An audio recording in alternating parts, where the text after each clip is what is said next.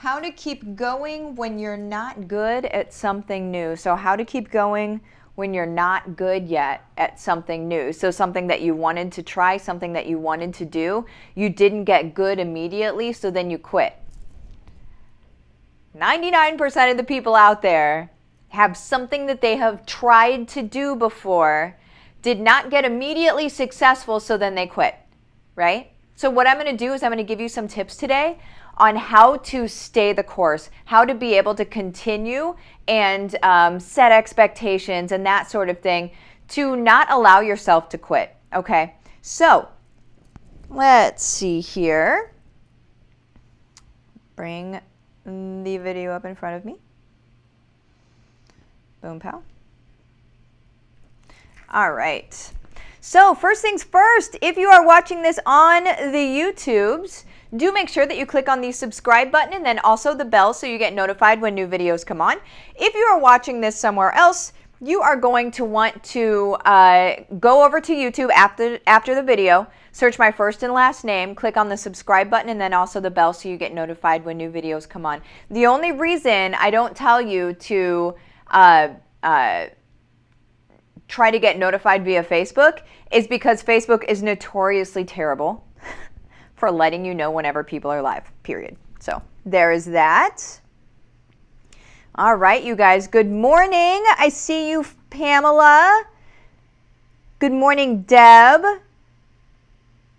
Boop. Good morning, Beth Ann and Christiana. Cool. All right, you guys. Well, let's go ahead and get into it, right? Get my points in front of me here. So, you guys, I coach people. I do business coaching, business strategy, and then also I just am a person, right?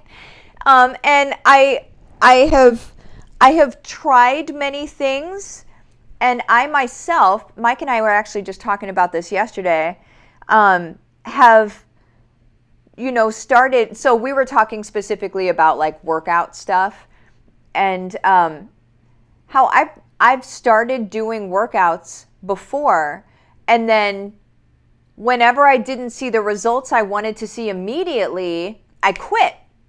I didn't quit because I was mad or, whatever, but I quit because it didn't end up being sustainable for me to continue to not see results when I thought that I should have been seeing them, okay?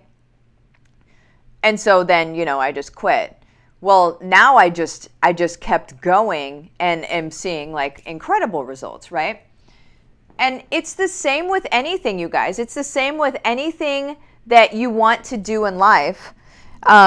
It's, if you want to learn to cross stitch, right? Or if you want to start a new business, or if you want to write a blog, or if you want to teach your kids to read and write. It happens with everything, you guys. So what I'm going to do is I'm going to give you a few points to help mitigate that the feeling of failure and the feeling of, I'm just going to quit. We're going to mitigate that because, you guys, that doesn't serve you. Certainly doesn't serve anybody else, but it mainly doesn't serve you. If you started something because you desired that change, and then you got frustrated because you didn't see the results right away, then we need to mitigate that, okay? So let's go ahead and talk about that really quick. So the first thing, I've got 5 points, okay? So again, if you have your notebook, go ahead and grab your notebook, okay, you guys? The first point is you need to set an attainable goal, okay? I probably got a couple like, Here's what I mean by an attainable goal. I mean something that you can win quickly, okay? What you need whenever you're starting something new is you need to set really small goals so you can hit them. That is where you get that hit of dopamine. When you hit a goal, you get a dopamine hit, okay? So then your brain, it's that satisfaction. It's the thing that like, oh, I did this thing and I hit this goal, right? I remember, gosh, it's been years ago now, but Mike was like, we need to make some goals that we can that we can actually hit, right?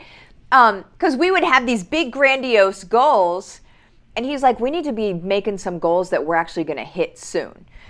Because these big grandiose goals, then you have to wait forever to be able to say like, yeah, I hit that thing, right? So we need to, and the whole time up until that point, you're essentially not hitting goals. So you're not getting that dopamine hit where your brain is like, yeah, let's do that again. Yeah, let's do that again, right?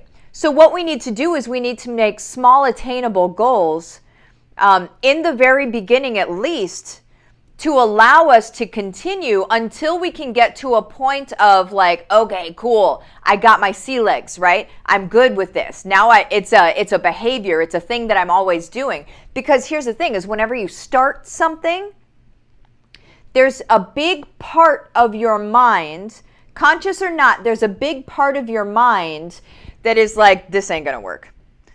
I'm not gonna be able to do this. There's a big part of your mind that's doing that.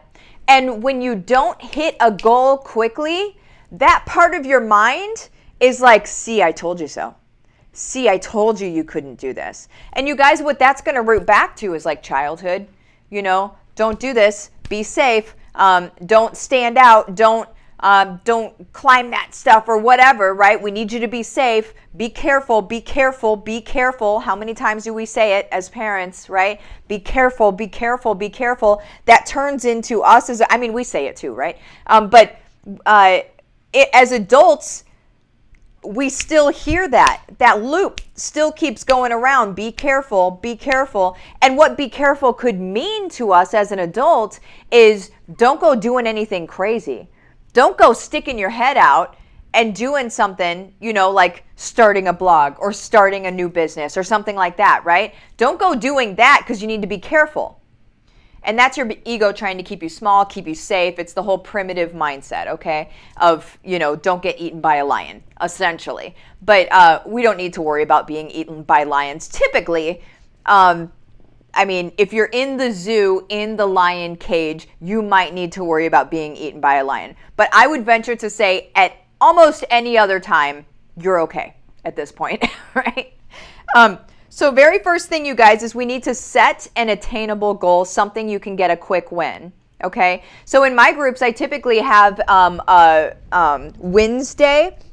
And so every week, I'm asking for my people to tell me what their wins were for the week. And the reason why I do that is because I love to hear people's wins. I kind of just am fed by it.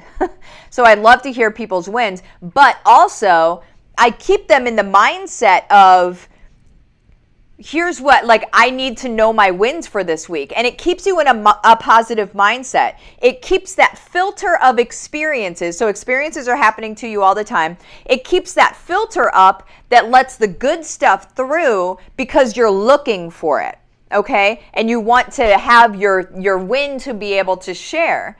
Well, when you're looking for wins, you will find wins. Okay. And the same thing is when you set these smaller goals, you're going to look to achieve those goals. And it's actually very easy to achieve small goals.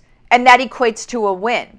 This is how, if you're wanting to know the success code of the very beginning of anything, that's what we're talking about right now. Okay, you guys? So, number one, set an attainable goal. Number two, do not compare yourself with anyone else, okay?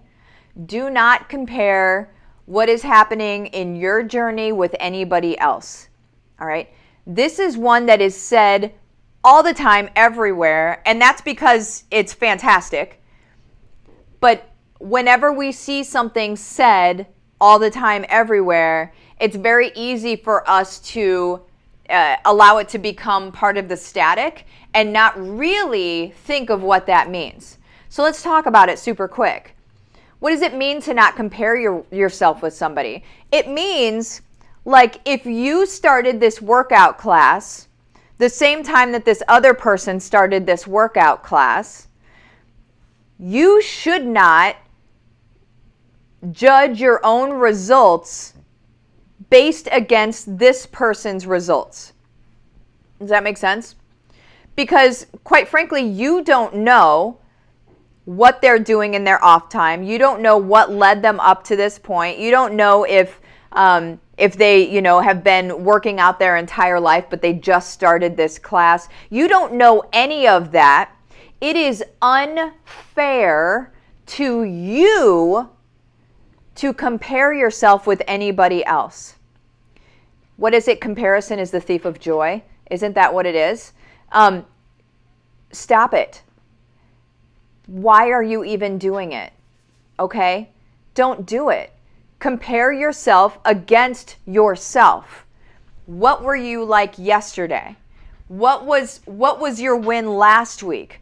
Awesome. Let's do better. You guys, in the very beginning of our business, and still, our goals and what we are setting for ourselves is based on our results last month. That's where we set our goals for the next month. Not anybody else's results from last month. We don't care about anybody else's results from last month. We're setting our goals based on our results from last month. Awesome. Let's do better. Let's help more people than last month. We helped X amount of people last month. Let's help more this month. It's not about anybody else. It shouldn't be about anybody else. You have no control over that. It's going to drive you absolutely mad to compare yourself against somebody else's results. You have no control. Why would you do that? Please stop. Okay? Let's see. That is number 2. So don't compare. Number 2. Number 3, and I already touched on this, weekly wins. Okay? I want you to write down your wins weekly. Set up a day on your calendar where you're going to write down your wins. And maybe you share it in your group. Maybe you share it in my groups. Maybe you share it with your family. This would be a really cool dinner time thing, right? So maybe Wednesdays, I always like Wednesdays because it's the middle of the week, and so it sort of breaks up the monotony. To like maybe sit around at the dinner table and say, what's the best thing that happened to you this week? I always ask Nora whenever she comes home from school, what's the best thing that happened at school today? What was your favorite thing that happened today? What were your wins? So ask your family what their wins are. Get your kids into a mindset of always looking for the good, looking for the wins in situations. And then they're always going to get these dopamine hits, and they're winners. A winner is a winner is a winner is a winner. It makes no difference in what aspect. It's a mentality. Okay? So when you can get into that space, you're going to win at everything because you can't lose. Does that make sense? So weekly wins. Number 4, keep your expectations in check. Okay? This kind of goes along with don't compare yourself with other people, but keep your expectations realistic. Okay? If you are, say you're 100 pounds overweight, we'll just keep doing the workout thing. Say you're 100 pounds overweight, you haven't really paid attention to your health for all of your life, and now you have decided you want a sculpted body. That's a good decision to make. Now, a bad expectation to have would be to expect that in 30 days, right? Because there are a lot of changes that you need to do. So small expectations would be get your diet in order, right? Get your nutrition in line, and then work out, whatever that looks like. But again, with expectations, if you're 100 pounds overweight and you have not been paying attention to your nutrition ever in life, my suggestion is you don't start running 5 miles the first day. That's what people do in essence whenever they start different programs and things like that, and they think, okay, I'm going to gun it. This is my goal. It's a really big goal, so I have to start really big. No, you're going to paralyze yourself, okay? I mean, maybe physically running 5 miles if you haven't been doing anything ever, right? But also emotionally and mentally, you're going to paralyze yourself. You're taking on too much too quick, okay? You need to take the smaller steps to be able to build up to that, you guys. And there's nothing wrong with that. That's what makes it sustainable. If you paralyze yourself, you guys, that's not sustainable. Okay? It's not sustainable to your spirit, and it's not sustainable physically to your body if we're actually talking about workouts, right? So it's an important thing to keep your expectations in check. You set your expectations, okay? Don't allow somebody to set your expectations for you. You set them. Okay, I expect to, so if you're an HBR, I expect to have my bat signal done within a week. I'm going to really focus on my bat signal. I'm going to have that done within a week. I'm going to have my delivery, how I'm going to serve. I'm going to have that done within a week. Whatever, I mean, I'm just, those are arbitrary dates and times, but you set your expectations, okay? I'm going to set up my Facebook group. I'm going to have that done within a week. That's something you can do, honestly, in an hour. Okay, so giving yourself a week is more than enough time. You need to set those small goals and expectations for yourself, and do not let anybody else impose their expectations onto you. Okay? And last, number 5, do not listen to, where are we at? 17:13. Do not listen to your own negative self-talk. You can be your best cheerleader and you can be your worst enemy. And it all has to do with what you tell yourself. Okay? We know via neuroplasticity that our brains, a thought and an actual experience happening to us look the same in your brain, okay? Whether you actually have done something or if you thought about doing something, look identical in your brain, okay? What that means is your negative self-talk, when you're talking badly about yourself or when you're saying, I don't understand this, I can't do this,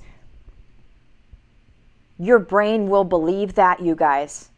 It will believe that. Go ahead and geek out on neuroplasticity. Look it up, all of the things. Do it, okay? Your brain does not know the difference. Now, what does that mean about positive self-talk? You become who you believe that you are, you guys. There's nothing crazy and woo-woo about it. It's how our brains are designed. Choose. Make a choice. Who are you? What are you capable of? These are choices, you guys. It's not what you were born with and what you're lucky enough to have. It's a choice you decide to make or not. Okay? All right. Let me see. 1859. I have to say this super quick because we're running a flash sale today. Boom pow. So it says message case study. Don't do that.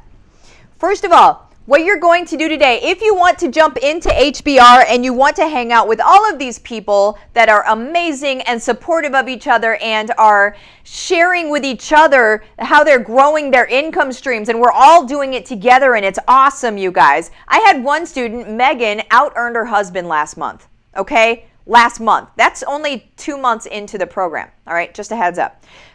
What you're going to do is you're going to message my Facebook business page, Livin the Dream with Martha. You're going to message me the words, not case study, so like X that out. Where is it? X it out. You're going to message it flash sale, okay? And you're going to get half off for this weekend only, and that's just to commemorate my my new partnership with the ULA guys, which is so awesome. But you guys, flash sale, message it the words flash sale, and then I'll know that you're getting half off, okay, you guys? That is what's going on. Do it. Let's change your world It's time to live the life you deserve, you guys. I'm going to see you later. Have the best day.